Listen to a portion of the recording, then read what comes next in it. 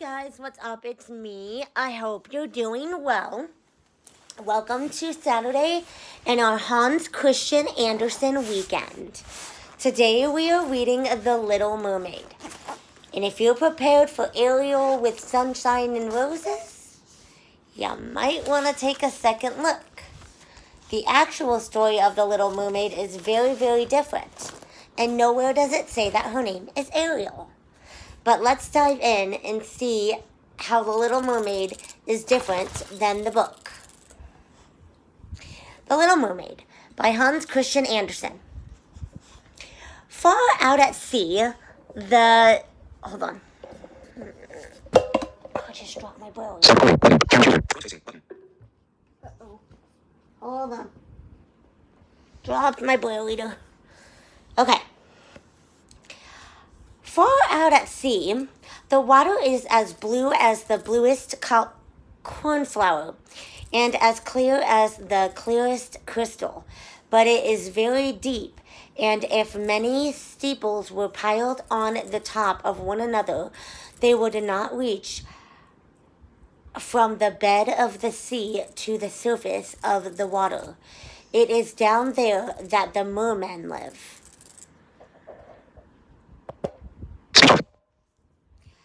The most wonderful trees and plants grow there, and such flexible stalks and leaves that at the slightest motion of the water they move as if they were alive.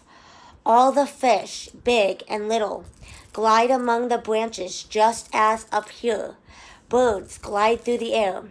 The palace of the Merman King lies in the very deepest part. Its walls are of coral and of the long pointed windows with clearest amber, but the roof is made of mussel shells, which open and shut with the lapping of the water. The Merman King had been for many years a widower, but his old mother kept house for him. She was a clever woman, but so proud of her noble birth that she wore 12 oysters on her tail, while the other grandees were only allowed 6. Otherwise, she was worthy of all praise, especially because she was so fond of the little mermaid princesses, her grandchildren. There were 6 beautiful children, but the youngest was the prettiest of all. Her skin was as soft and delicate as a rose leaf, her eyes as blue as the deepest sea. But like all the others, she had no feet, and instead of legs, she had a fish's tail. All the livelong day they used to play in the palace in the great halls, where living flowers grew out of the walls. When the great amber windows were thrown open, the fish swam in, just as the swallows fly into our rooms when we open the windows. But the fish swam right up to the little princesses, ate out of their hands, and allowed themselves to be patted. Outside the palace was a large garden with fiery red and deep blue trees, the fruit of which shone like gold, while the flowers glowed like fire on their ceaselessly waving stalks. The ground was of the finest sand, but it was quite a blue phosphorescent tint. There was a wondrous blue light down there. You might suppose yourself high up in the air, with only the sky above and below you. In a calm, you could just catch a glimpse of the sun, like a purple flower with a stream of light radiating from its calyx. Each little princess had her own little plot of garden where she could dig and plant whatever she liked. One made her flower bed in the shape of a whale. Another thought it nice to have hands like a little mermaid. But the youngest made hers of quite round like the sun, and she would only have flowers with a rosy hue like its beams. She was a curious child, quiet and thoughtful, and while the other sisters decked out their gardens with all kinds of extraordinary objects which they got from wrecks, she would do nothing but the rosy flowers like the sun up above, except a statue of a beautiful boy. It was hewn out of the purest white marble, and had gone to the bottom from some wreck. Nothing gave her greater pleasure than to hear about the world of human beings up above. She made her old grandmother tell her all that she knew about ships and towns and people and animals. But above all, it seemed strangely beautiful to her that up on the earth the flowers were scented, and that the woods were green, and that the fish, which were to be seen among the branches, could sing so loudly and sweetly that it was a delight to listen. She would have, to them. You see, the grandmother called little birds fish, or the mermaids would not have understood her, as they had never seen a bird. When you are 15, said the grandmother, you will be allowed to rise up from the sea and sit on the rocks in the moonlight and look at the big ships sailing by, and you will also see woods and towns. One of the sisters would be 15 in the following year, but the others, well, they were each 1 year younger than the other, so that the youngest had 5 whole years to wait before she would be allowed to come up from the bottom to see what things were like on earth. But each one promised the others to give a full account of all that she had seen and found most wonderful on the first day. Their grandmother could never tell them enough, for there were so many things about which they wanted information. None of them was so full of longings as the youngest, the very one who had the longest time to wait, and who was so quiet and dreamy. Many a night she stood by the open windows and looked up through the dark blue water in from the fishes lashing with their tails and fins. She could see the moon and the stars. It is true, their light was pale, but they looked much bigger through the water than they do to our eyes. When she saw a dark shadow glide between her and them, she knew that it was either a whale swimming above her or else a ship laden with human beings. I am certain they never dreamed that a lovely little mermaid was standing down below, stretching up her white hands towards the keel. The eldest princess had now reached her 15th birthday, and was to venture above the water. When she came back, she had hundreds of things to tell them, but the most delightful of all, she said, was to lie in the moonlight on a sandbank in a calm sea, and to gaze at the large town close to the shore, where the lights twinkled like hundreds of stars, to listen to music and the noise and bustle of carriages and people, to see the many church towers and spires, and to hear the bells ringing. And just because she could not go on shore, she longed for that most of all. Oh, how eagerly the youngest sister listened, and when later in the evening she stood at the open window and looked up through the dark blue water, she thought of the big town with all its noise and bustle, and fancied that she could even hear the church bells ringing. The year after, the second sister was allowed to mount up through the water and swim about wherever she liked. The sun was just going down when she reached the surface. The most beautiful sight she thought that she had ever seen.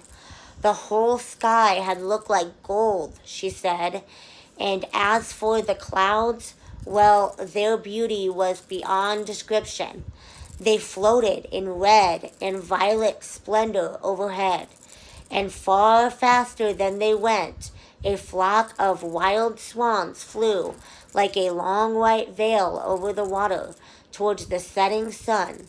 She swam towards it, but it sank, and all the rosy light on the clouds and water faded away.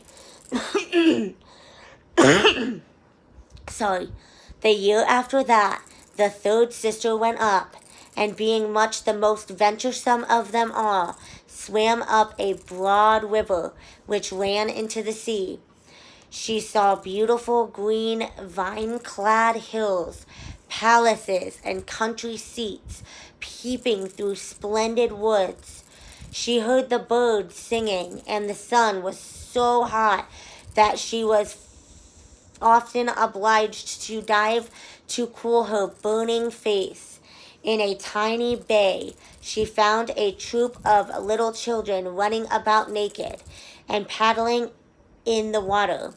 She wanted to play with them, but they were frightened and ran away. Then a little black animal came up. It was a dog, but she had never seen one before. It barked so furiously at her that she was frightened and made for the open sea. She could never forget the beautiful woods, the green hills, and the lovely children who could swim in the water, although they had no fish's tails. The fourth sister was not so brave. She stayed in the remotest part of the ocean, and according to her account, that was the most beautiful spot. You could see for miles and miles around you, and the sky above was like a great glass dome. She had seen ships, but only far away, so that they looked like seagulls. There were grotesque dolphins turning somersaults and gigantic whales squirting water through their nostrils like hundreds of fountains on every side. Now the fifth sister's turn came. Her birthday fell in the winter, so that she saw sights that the others had not seen on their first trips. The sea looked quite green, and large icebergs were floating about, each one of which looked like a pearl, she said, but was much bigger than the church towers built by men. They took the most wonderful shapes and sparkled like diamonds. She had seated herself on one of the largest, and all the passengers. She had seated herself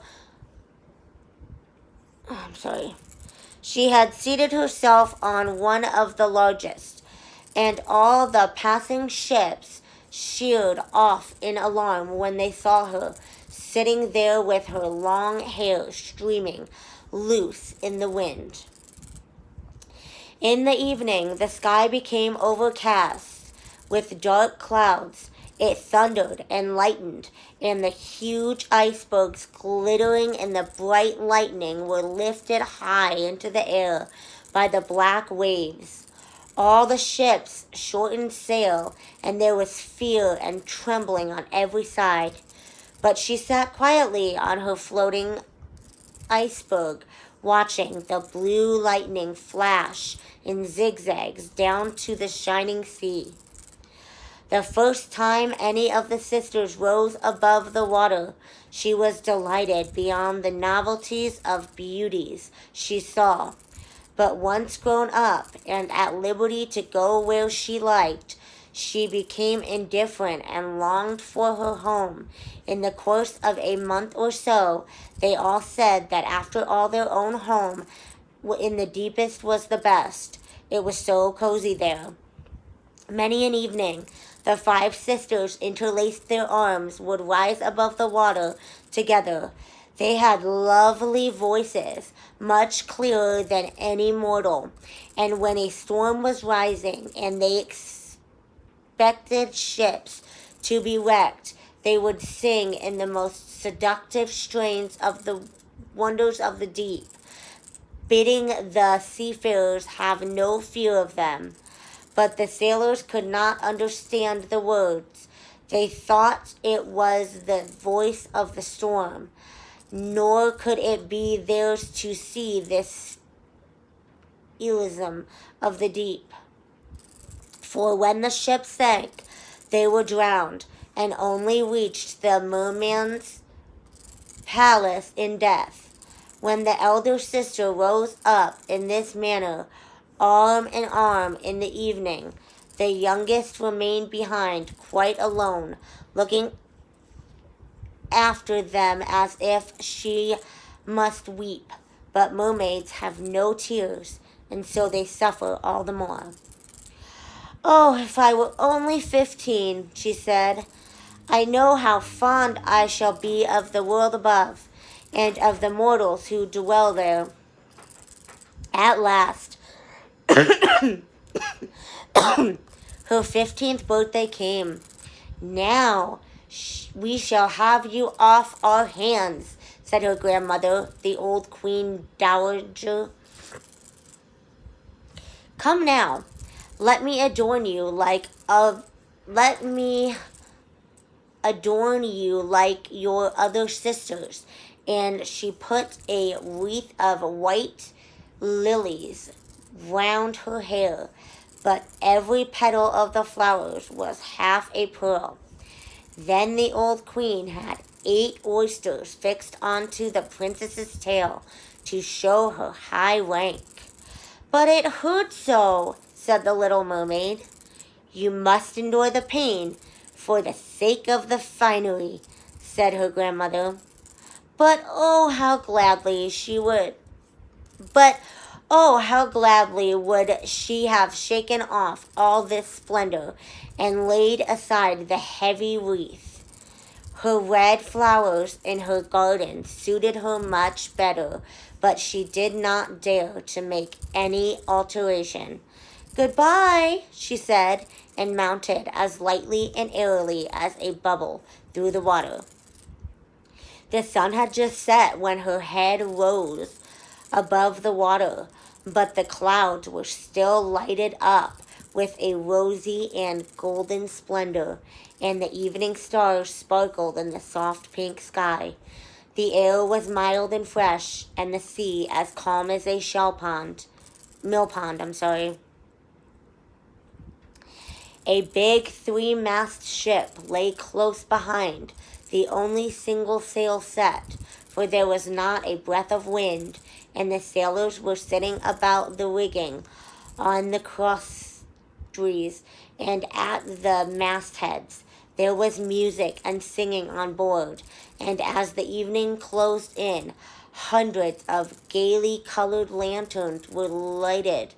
They looked like the flags of all nations waving in the air. The little mermaid swam right up to the cabin windows, and every time she was lifted by the swell, she could see through the transparent panes crowds of gaily dressed people. The handsomest of them all was a young prince with large dark eyes. He could not be much more than 16, and all these festivities were in honor of his birthday. The sailors danced on deck, and when the prince appeared among them, hundreds of rockets were let off, making it as light as day and frightening the little mermaid so much that she had to dive under the water. She soon ventured up again, and it was just as if all the stars of heaven were falling in, showering around about her. She had never seen such magic fires. Great suns whirled round. Gorgeous firefish hung in the blue air, and all was reflected in the calm and glassy sea. It was so light on board that every little rope could be seen, and the people still better. Oh, how handsome the prince was!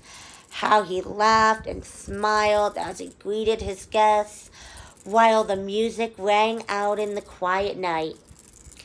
It got quite late, but the little mermaid could not take her eyes off the ship and the beautiful prince. The colored lanterns were put out, no more rockets were sent up, and the cannon had ceased its thunder. But deep down in the sea, there was a dull murmuring and moaning sound. Meanwhile, she was rocked up and down on the waves so that she could look into the cabin. But the ship got more and more way on. Sail after sail was filled by the wind. The waves grew stronger. Great clouds gathered, and it lightened in the distance. Oh, there was going to be a fearful storm, and soon the sailors had to shorten sail. The great ship rocked and rolled as she dashed over the angry sea. The black waves rose like mountains, high enough to overwhelm her, but she dived like a swan through them and rose again and again on their towering crests. The little mermaid thought it a most amusing race, but not so the sailors. The ship creaked and groaned. The mighty timbers bulged and bent up the heavy blows. The water broke over the decks, snapping the mainmast like a reed. She heeled over on her side, and the water rushed into the hold. Now the little mermaid saw that they were in danger, and she had for her own sake to beware of the floating beams and wreckage. One moment it was so pitch dark that she could not see at all, but when the lightning flashed and became so light that she could see all on board, every man was looking out for his own safety as best he could. But she more particularly followed the young prince with her eyes, and when the ship went down, she saw him sink in the deep sea. At first she was quite delighted, for now he was coming to be with her. But then she remembered that human beings could not live underwater, and that only if he were dead could he go to her father's palace. No, he must not die. So she swam towards him, all among the drifting beams and planks, quite forgetting that they might crush her. She dived deep down under the water and came up again through the waves, and at last reached the young prince just as he was becoming unable to swim any farther in the stormy sea. His limbs were numb, his beautiful eyes were closing, and he must have died if the little mermaid had not come to the rescue. She held his head above the water and let the waves drive them wherever so they would. Beyond daybreak, all the storm was over, with the ship not a trace just to be seen. The sun rose from the water in radiant brilliance, and his rosy beams seemed to cast a glow of life into the prince's cheeks, but his eyes remained closed. The mermaid kissed his fair brow and rocked back the dripping hair. It seemed to her that he was like the marble statue in her little garden. She kissed him again and longed that he might live. At last she saw dry land before her, high blue mountains on whose summits the white snow glistened as if a flock of swans had settled there. Down by the shore, were beautiful green woods, and in the foreground a church or temple. She did not quite know where, but it was a building of some sort. Lemon and orange trees grew in the garden, and lofty palms stood beyond the gate. At this point, the sea formed a little bay where the water was quite calm but very deep, right up to the cliffs. At their foot was a strip of fine white sand, to which she swam with the beautiful prince, and laid him down on it, taking great care that his head should rest high up in the warm sunshine. The bells now began to ring in the great white building, and a number of young maidens came into the garden. Then the little mermaid swam farther off behind some high rocks and covered her hair and breasts with foam so that no one should see her little face. And then she watched to see who would discover the poor prince. It was not long before one of the maids came up to him. At first she seemed quite frightened, but only for a moment. And then she fetched several others, and the mermaid saw that the prince was coming to life, and that he smiled at all those around him, but he never smiled at her. You see, he did not know that she had saved him. She felt so sad that when he was led away into the great building, she dived sorrowfully into the water and made her way home to her father's palace. Always silent and thoughtful, she became more so now than ever. Her sisters often asked her what she had seen on her first visit to the surface, but she never would tell them anything. Many an evening and many a morning she would rise to the place where she had left the prince. She saw the fruit in the gardens ripen, and then gathered. She saw the snow melt on the mountain tops, but she never saw the prince, so she always went home still sadder than before. At home, her only consolation was to sit in her little garden with her arms twined round the handsome marble statue which reminded her of the prince. It was all in gloomy shade now, as she had ceased to tend her flowers, and the garden had become a neglected wilderness of long stalks and leaves entangled with the branches of the tree. At last, she could not bear it any longer, so she told one of her sisters, and from her it soon spread to the others, but to no one else except to Right or two other mermaids, who only told their dearest friends. One of those knew all about the prince. She had also seen the festivities on the ship. She knew where he came from and where his kingdom was situated. "Come, little sister," said the other princesses, quite throwing their arms around each other's shoulders.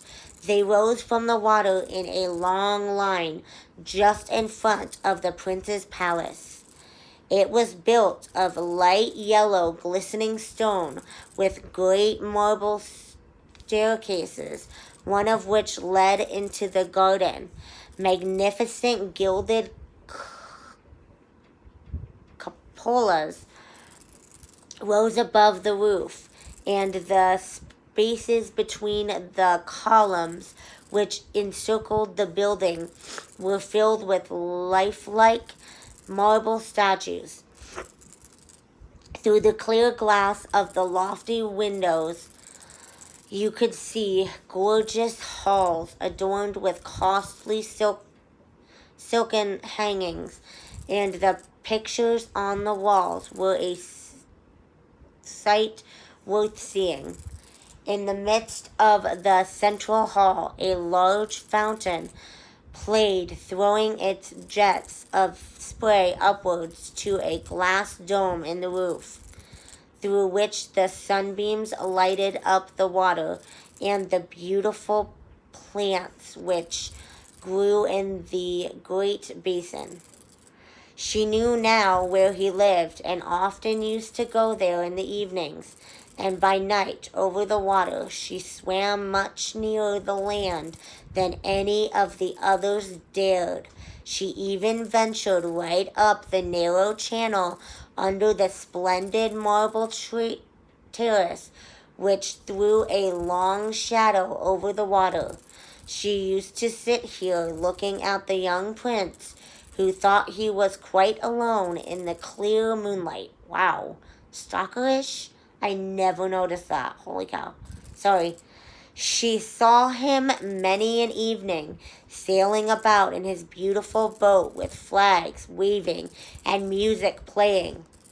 She used to peep through the green rushes, and and if the wind happened to catch her long silvery veil, and anyone saw it, they only thought it was a swan flapping its wings. Many a night she heard the fishermen who were fishing by torchlights talking over the good deeds of the young prince, and she was happy to think that she had saved his life when he was drifting about on the waves, half dead, and she could not forget how closely his head had pressed her breast, and how passionately she had kissed him. But he knew nothing of all this, and never saw her, even in his dreams. Okay, wow, I'm sorry, guys. I think this might be a little more grown up than I thought. Wow, so like you're... I'm not gonna go there. Okay, sorry, we're done. Adults, I think you're getting where I'm going. Okay, let's go. She became fonder and fonder of mankind, and longed more and more to be able to live among them. Their world seemed so infinitely bigger than hers. But their ships, they could scour the ocean. They could ascend the mountain high above the clouds, and their grass-grown lands extended further than her eye could reach. There was so much that she wanted to know, but her sisters could not give her any answers to all her questions. So she asked her old grandmother, who knew the upper world well, and rightly called it the country above the sea. "If men are not drowned," asked the little mermaid, "do they live forever? Do they not die as we do down here in the sea?" "Yes," said the old lady, "they have to die too, and their lifetime is even shorter than ours. We may live here for 300 years, but when we cease to exist, we become mere foam on the water and do not have as much as a grave among our dear ones. We have no immortal souls. We have no future life. We are just like the green seaweed, which once cut down can never revive again. Men, on the other hand, have a soul which lives forever, lives after the body has become dust. It rises through the clear air up to the shining stars. Just as we rise from the water to see the land of mortals, so they rise up to unknown beautiful regions which we shall never see." "Why have we no immortal soul?" asked the little mermaid sadly. "I would give all my 300 years to be a human being for one day, and afterwards to have a share in the heavenly kingdom." "You must not be thinking about that," said the grandmother. We are much better off and happier than human beings. Then I shall have to die and to float as foam on the water and never hear the music of the waves or see the beautiful flowers or the red sun. Is there nothing I can do to gain an immortal soul? No, said the grandmother, only if a human being so loved you that you shall to him,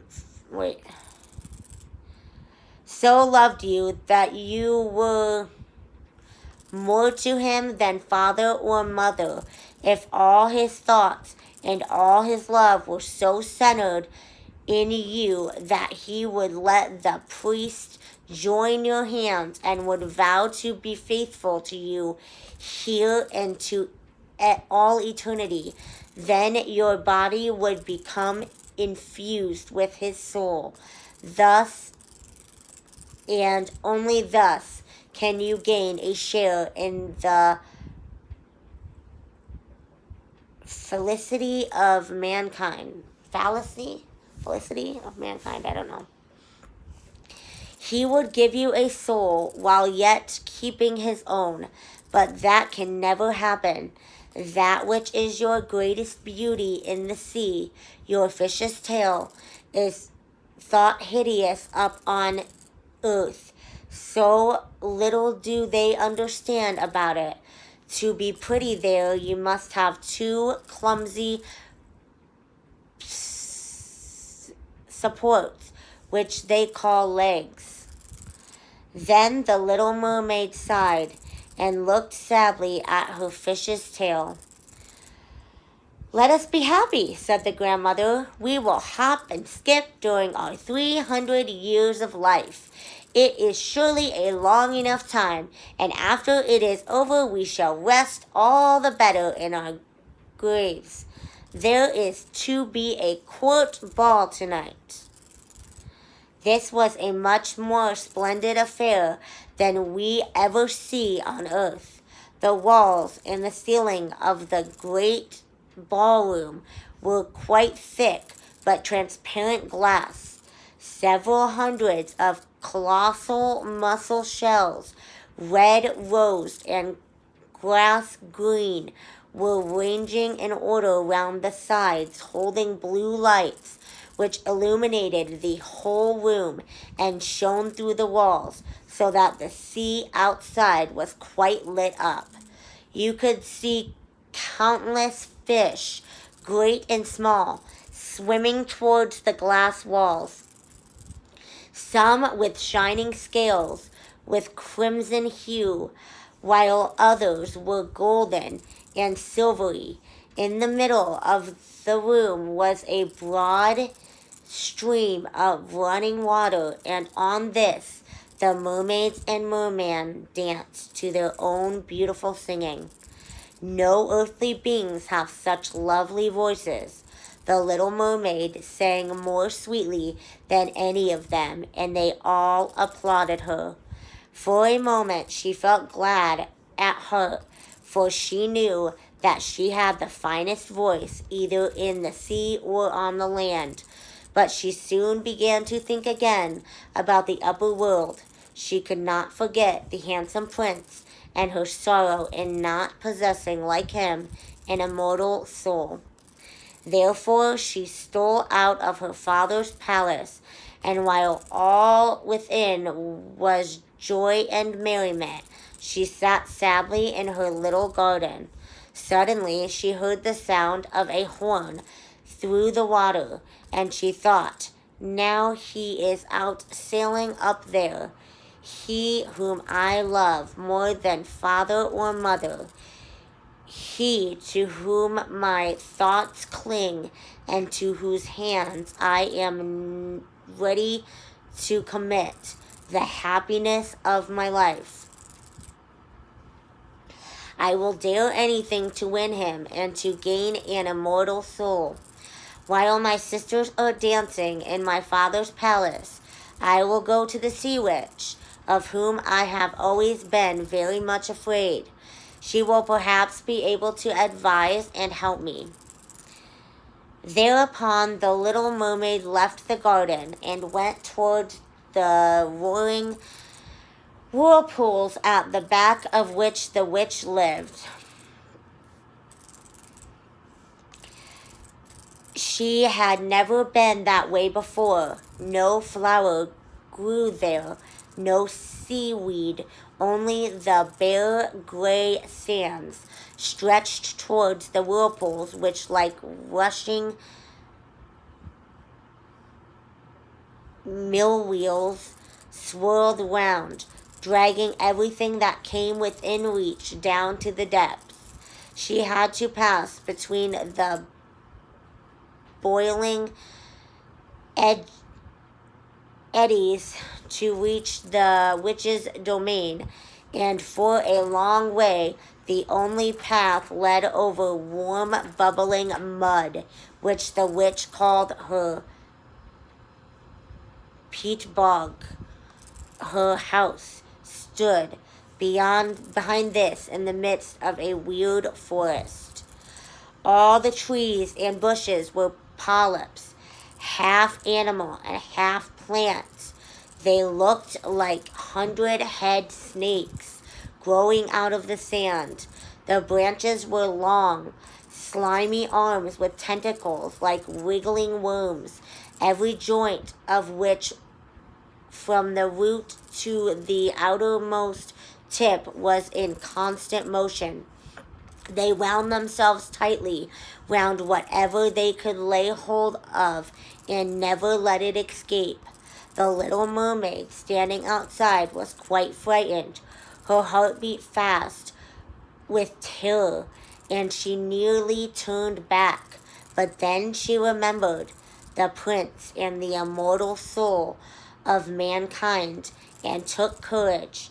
She bound her long flowing hair tightly round her head, so that the polyps should not seize her by it, folded her hands over her breast, and darted like a fish through the water in between the hideous polyps, which stretched out their sensitive arms and tentacles towards her. She could see that every one of them had something or other which they had grasped with their 100 arms, and which they held as if iron bands.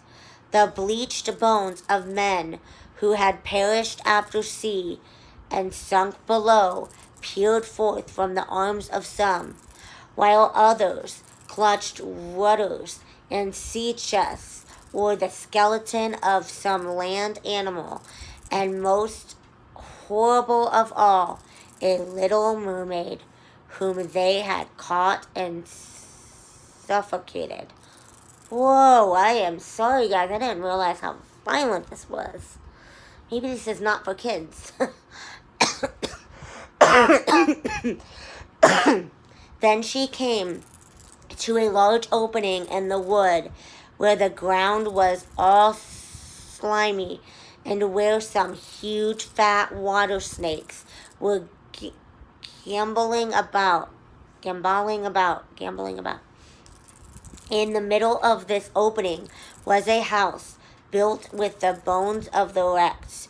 There sat a witch, letting a toad eat out of her mouth, just as mortals let a little canary eat sugar. She called the hideous water snakes her little chickens, and allowed them to crawl about on her unsightly bosom. "I know very well what you have come here for," said the witch. "It is very foolish of you. All the same, you shall have your way, because it will lead you into the misfortune, my fine princess.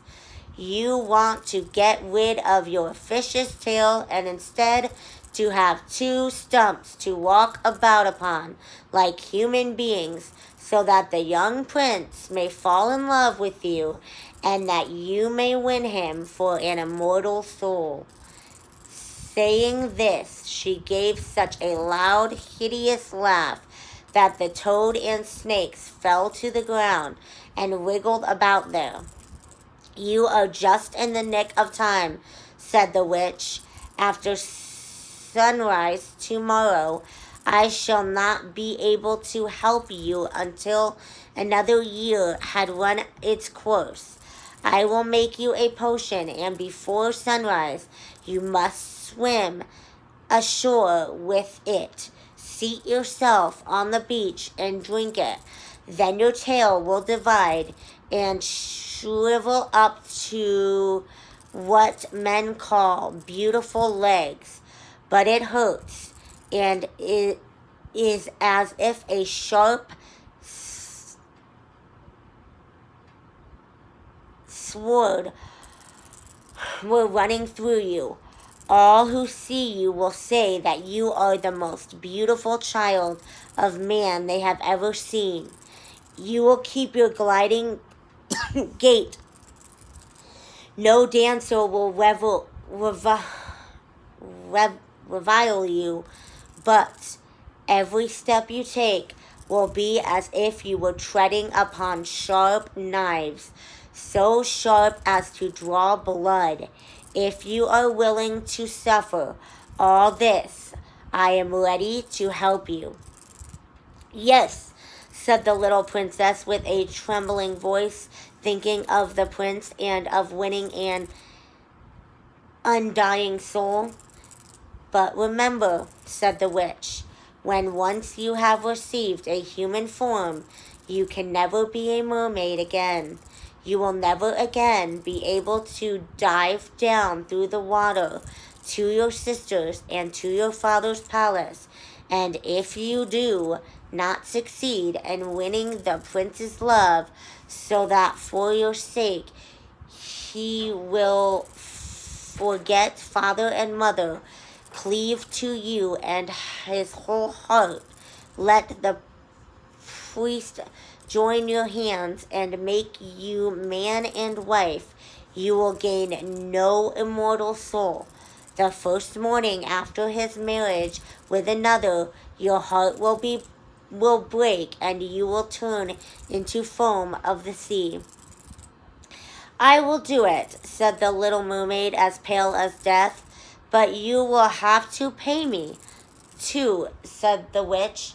"And it is no trifle that I demand. You have the most beautiful voice of any at the bottom of the sea, and I dare say that you think you will fascinate him with it. But you must give me that voice. I will have the best you possess in return for my precious potion. I have to mingle my own blood with it, so as to make it as sharp as a two-edged sword. But if you take my voice," said the little mermaid, "what have I left?" "Your beautiful form," said the witch, "your gliding gait and your speaking eyes. With these you ought surely to be able to bewitch a human heart. Well, have you lost courage? Put out your little tongue, and I will cut it off in payment for the powerful draught." "Let it be done," said the little mermaid, and the witch put on her cauldron to brew the magic potion. "There is nothing like cleanliness," said she, as she scoured the pot with a bundle of snakes. Then she punctured her breast and let the black blood drop into the cauldron, and the steam took the most weird shape, enough to frighten anyone. Every moment the witch threw new ingredients into the pot, and when it boiled, the bubbling was like the sound of crocodiles weeping. At last the potion was ready, and it looked like the clearest water. "There it is," said the witch, and thereupon she cut off the tongue of the little mermaid, who was dumb now and could never sing nor speak. If the polyps should seize you when you go back through my wood, said the witch, just drop a single drop of this liquid on them, and their arms and fingers will burst into 1,000 pieces.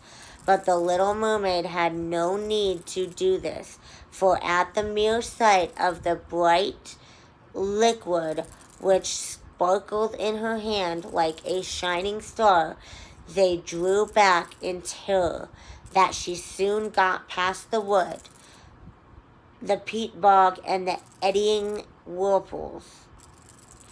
She saw her father's palace. The lights were all out in the great ballrooms, and no doubt all the household was asleep, but she did not dare to go in now that she was dumb and about to leave her home forever. She felt as if her heart would break with grief. She stole into the garden and plucked a flower from each of her sister's plots, wafted with her hand countless kisses towards the palace, and then rose up through the dark blue water. The sun had not risen when she came in sight of the prince's palace and landed at the beautiful marble steps. The moon was shining bright and clear. The little mermaid drank the burning, stinging draught, and it was like a sharp, two-edged sword running through her tender frame. She fainted away and lay as if she were dead. When the sun rose on the sea, she woke up and became conscious of a sharp pain, but just in front of her stood the handsome young prince, fixing his coal-black eyes on her. She saw that her fish's tail was gone, and that she had the prettiest little white legs any maiden could desire, but she was quite naked. So she wrapped her long, thick hair around her. The prince asked who she was and how she came there. She looked at him tenderly and with a sad expression in her dark blue eyes, but could not speak. Then he took her by the hand and led her into the palace.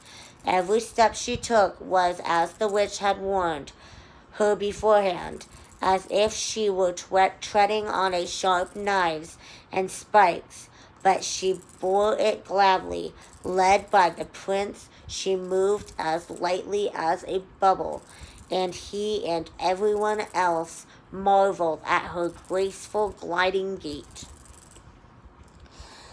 Clothed in the costliest silks and muslins, she was the greatest beauty in the palace, but she was dumb and could neither sing nor speak. Beautiful slaves clad in silks and gold came forward and sang to the prince and his royal parents. One of them sang better than all the others, and the prince clapped his hands and smiled at her. That made the little mermaid very sad, for she knew that she used to sing far better herself. She thought, oh, if he only knew that for the sake of being with him, I had given up my voice forever. Now the slaves began to dance graceful, undulating dances to enchanting music. Thereby the little mermaid, lifting up her beautiful white arms and raising herself on tiptoes, gliding on the floor with a grace which none of the other dancers had yet attained. With every motion her grace and beauty became more apparent, and her eyes appealed more deeply to the heart than the songs of the slaves. Everyone was delighted with it, especially the prince, who called her his foundling, and she danced on and on, notwithstanding that every time her foot touched the ground, it was like treading on sharp knives. The prince said that she would always be near him, and she was allowed to sleep outside his door on a velvet cushion. He had a man's dress made for her, so that with every motion her grace and beauty became more apparent. She could ride about with him. They used to ride through scented woods where the green branches brushed her shoulders and little birds sang among the fresh leaves. She climbed up the highest mountains with the prince, and although her delicate feet bled so that others saw it, she only laughed and followed him until they saw the clouds sailing below them like a flock of birds taking flight to distant lands. At home in the prince's palace, when at night the others were asleep, she used to go out onto the marble steps. It cooled her burning feet to stand in the cold seawater, and at such times she used to think of those she had left in the deep. One night her sisters came arm in arm. They sang so sorrowfully as they swam on the water that she beckoned to them, and they recognized her and told her how she had grieved them all. After that they visited her every night, and one night she saw a long way out her old grandmother, who for many years had not been above the water, and the merman king with his crown on his head. They stretched out their hands toward her, but did not venture so close to land as her sisters. Day by day she became dearer to the prince. He loved her as one loves a good, sweet child, but it never entered his head to make her his queen. Yet unless she became his wife, she would never win an everlasting soul, but on his wedding morning would turn to seafoam.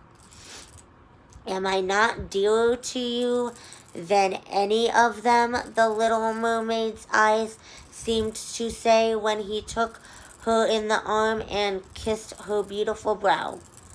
Yes, you are the dearest one to me, said the prince, for you have the best heart of them all, and you are fondest of me.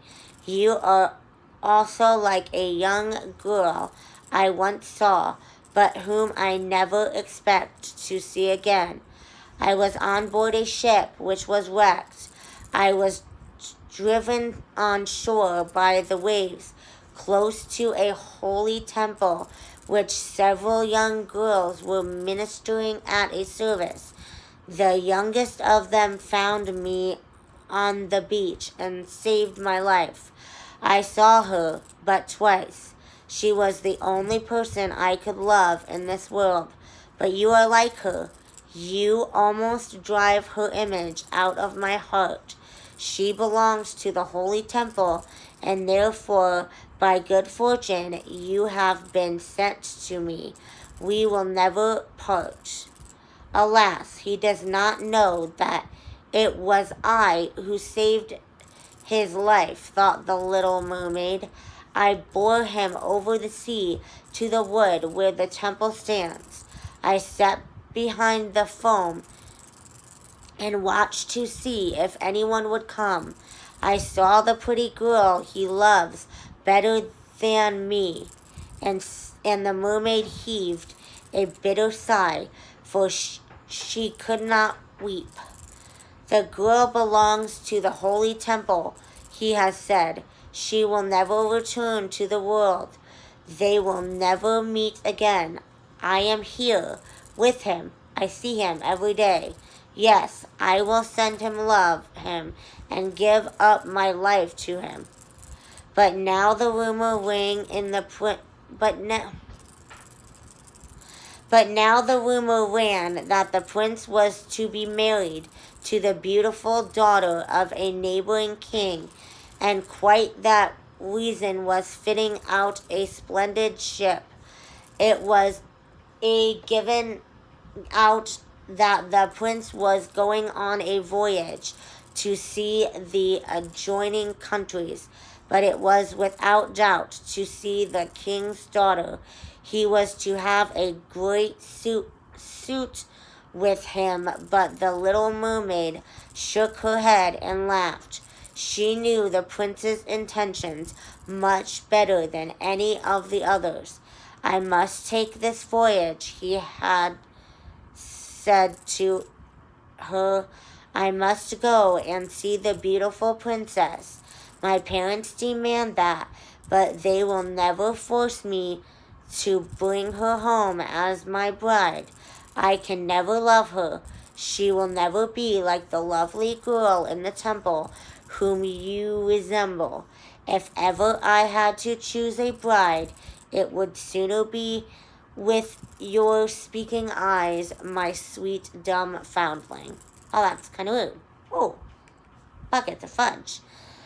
And he kissed her rosy mouth, played with her long hair, and laid his head upon her heart, which already dreamed of human joys and immortal soul. You are not frightened of the sea, I suppose, my dumb child, he said, as they stood on the proud ship which was to carry them to the country of the neighboring king. And he told her about the storms and calms, about curious fishes in the deep, and the marvels seen beyond by divers.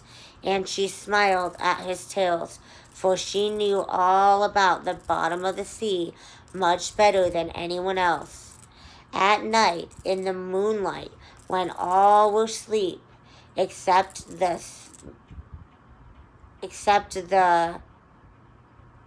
steersman who stood at the helm, she sat at the side of the ship, trying to pierce the clear water with her eyes, and fancied she saw her father's palace, and above it her old grandmother with her silver crown on her head, looking up through the cross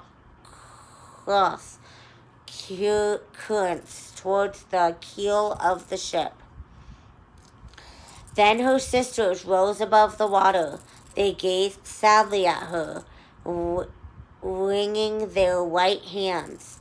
She beckoned to them, smiled, and was about to tell them that all was going well and happily with her, when the cabin boy approached, and the sisters dived down.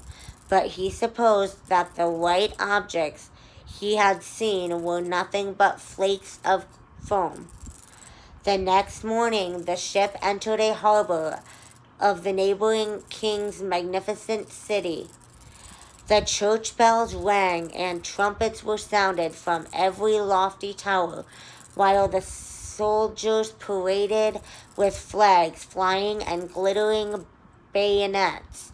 There was a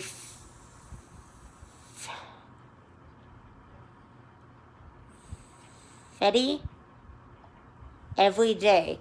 There was a succession of balls and receptions, followed one after the other, but the princess was not present. She was being brought up a long way off in a holy temple, they said, and was learning all the royal virtues. At last she came. The little mermaid stood, eager to see her beauty. She was obliged to confess that a lovelier creature she had never beheld. Her complexion was exquisitely pure and delicate, and her trustful eyes of the deepest blue shone through their dark lashes. "It is you," said the prince, "you who saved me when I lay almost lifeless on the beach." And he clasped his blushing bride to his heart. "Oh, I am too happy," he exclaimed to the little mermaid. A greater joy than I had dared to hope for has come to pass. You will rejoice at my joy, for you love me better than anyone." Then the little mermaid kissed his hand and felt as if her heart were broken already. His wedding morning should bring death to her and change her to foam. All the church bells pealed and heralds rode through the town proclaiming the nuptials. Upon every altar throughout the land, fragrant oil was burned in costly silver lamps. Amidst the swinging of censers beyond the priest, the bride and bridegroom joined hands and received the bishop's blessing. The little mermaid, dressed in silk and gold, stood holding the bride's train, but her ears were deaf to the festal strains. Her eyes saw nothing of the sacred ceremony. She was thinking of her coming death and of all that she had lost in this world. That same evening, the bride and bridegroom embarked amidst the roaring of cannon and the waving of banners. A royal tent of purple and gold, softly cushioned, was raised amidships, which the bridal pair were to repose during the cool night. The sails swelled in the wind, and the ship skimmed lightly and almost without motion on the transparent sea. At dusk, lanterns of many colors were lighted, and the sailors danced merrily on deck. The little mermaid could not help thinking of the first time she came up from the sea and saw the same splendor and gaiety, and she now threw herself among the dancers, whirling as a swallow skims through the air when pursued.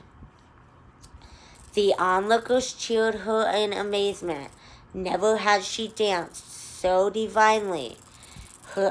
Her delicate feet pained her as if they were cut with knives, but she did not feel it, for the pain at her heart was much sharper. She knew that it was the last night that she would breathe the same air as he, and would look upon the mighty deep and the blue starry heavens and endless night without thought and effort. Dreams awaited her who win one. The joy and revelry on board lasted till long past midnight. She went on laughing and dancing with the thought of death all the time in her heart. The prince caressed his lovely bride, and she played with his raven locks, and with their arms intertwined they retired to the gorgeous tents.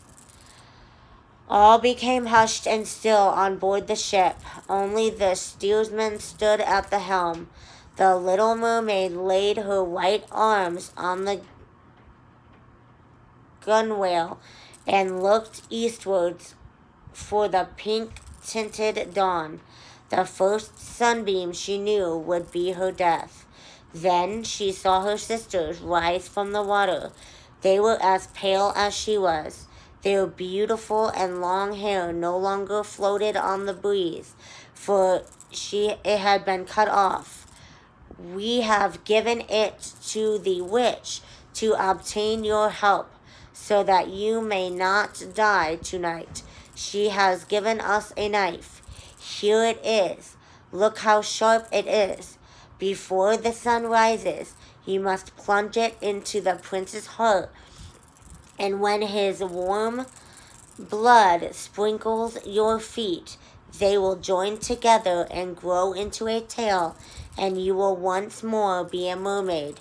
You will be able to come down into the water to us and to live out your 300 years before you are turned into dead salt seafoam.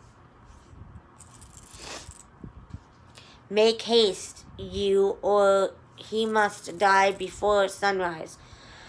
Our old grandmother is so full of grief that her white hair has fallen off as ours fell upon the witch's scissors. Slay the prince and come back to us. Quick, quick. Do you see the rosy streak in the sky? In a few moments the sun will rise, and then you must die. Saying this,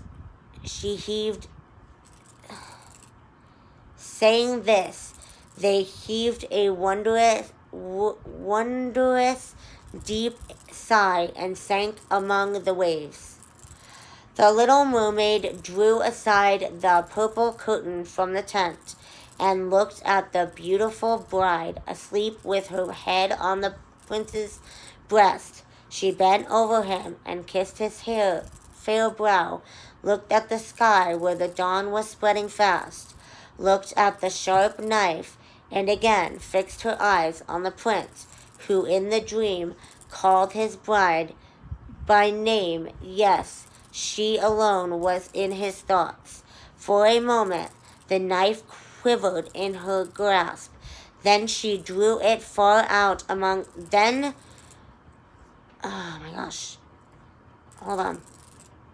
Then she threw it far out among the waves, now rosy in the morning light, and where it fell the water bubbled up like drops of blood. Once she had looked at the prince with her eyes already dimmed by death, then dashed overboard and fell, her body dissolved into foam. Now the sun rose from the sea, and with its kindly beams warmed the deadly cold foam, so that the little mermaid did not feel the chill of death. She saw the bright sun, and above her floating hundreds of beauteous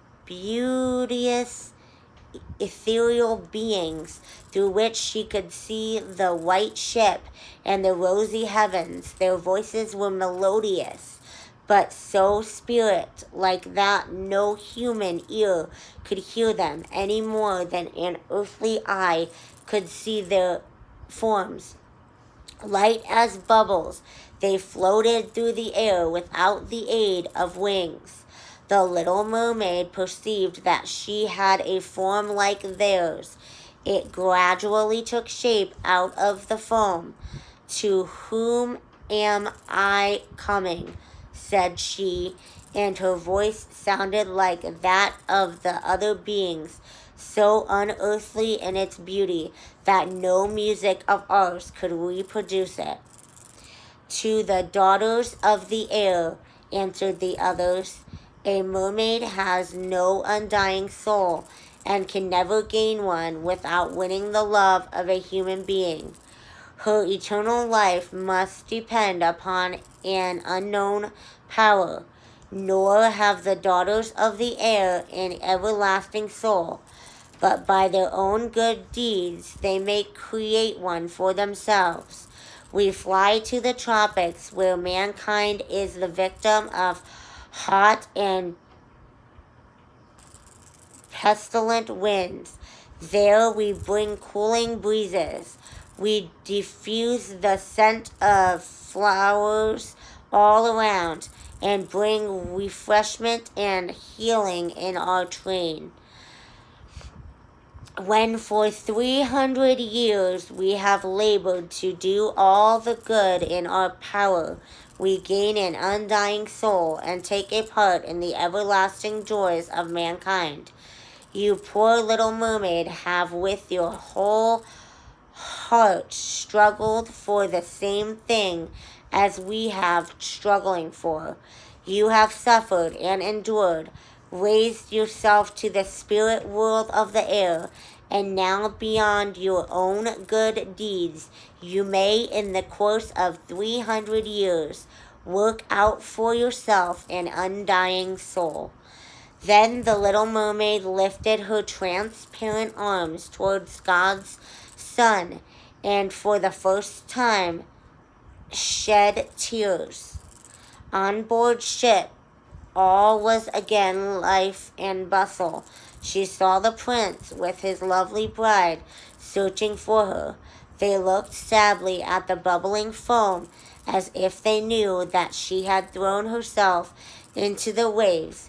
Unseen, she kissed the bride on the brow, smiled at the prince, and rose aloft with the other spirits of the air to the rosy clouds which sailed above. In 300 years we shall thus float into paradise. We might reach it sooner, whispered one. Unseen we flit into those homes of men where there are children, and for every day that we find a good child who gives pleasure to its parents and deserves their love, God shortens our time of probation. The child does not know when we fly through the room and when we smile with pleasure at it. 1 year of our 300 is taken away, but if we see a naughty or badly disposed child, we cannot help shedding tears of sorrow. Every tear adds a day to the time of our probation. And that, my friends, is the end of the story. If you have younger readers, I guess you might not want to read that book. And if you're older, I'm sorry if you're disturbed. I thought it was a children's fairy tale. I mean, little adults don't go around reading The Little Mermaid, right? I thought it was a fairy tale. I mean, I've listened to it before, but only as a grown-up did I listen to it. And I'm obviously never listened to it as a child, so yeah. Hope you enjoyed this, and tomorrow we'll finish our Hans Christian Andersen weekend with the Snow Queen. Bye.